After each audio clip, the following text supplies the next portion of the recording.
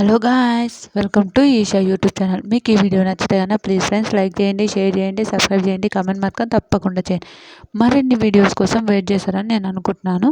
నిన్న ఇమాన్యుయల్ తనుజ వీళ్ళు మాట్లాడుకుంటలేరు. ఇమాన్యుయల్ ఫోటో నాకు ఫుల్ ఫన్ అనిపించింది. నిజంగా బాగా ట్రెండ్ అవుతుంది ఫోటో. నిజంగా అట్లా పెట్టిన తప్పుగా అనుకోకండి, జస్ట్ ఫన్గానే పెట్టాను. ఇమాన్యుయల్ అంటే నాకు కూడా చాలా ఫేవరెట్, రియల్ చెప్తే ఫేవరెట్. ఓకే, తప్పు ఉంటే తప్పు చెప్తా, కామెంట్ మంచి ఉంటే మంచి చెప్తా, కానీ ఓకే నాకు ఒక ఫేవరెట్.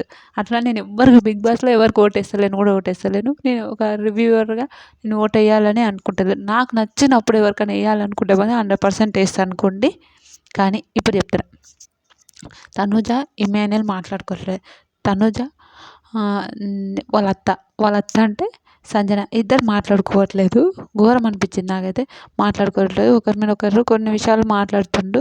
అస్సలు నాకు నచ్చలేదు. ఎవరు ఈ తెలివైన ఇమాన్యుయల్ ఏంటంటే తనుజ గురించి వేరే వాళ్ళతో కొంచెం అరుస్తుంది అని మాట్లాడినప్పుడు, తనుజ ఫస్ట్ అరిచినప్పుడు కూడా, హరీష్ విషయంలో అరిచినప్పుడు కూడా వీళ్ళ కోసమే, అన్ని విషయాల్లో అరిచినప్పుడు అయితే వీళ్ళ కోసమే కదా.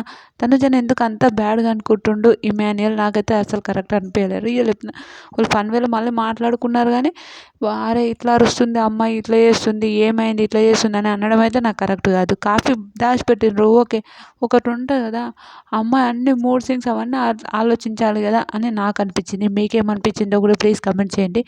ఇలానే మీకు ఇంకా సంజన చేసే ఒక గేమ్, దొంగతనాల గేమ్ వస్తే అస్సలు నచ్చలేదు. సంజన గేమ్కి సంజనకే రివర్స్ కొట్టలేదు. తనుజ రీతి ఇద్దరు కలిసి సంజనవి దాచిపెట్టినారు. అదైతే హైలైట్. ఈరోజు చూడాలి ఎట్లా ఉంటుందో.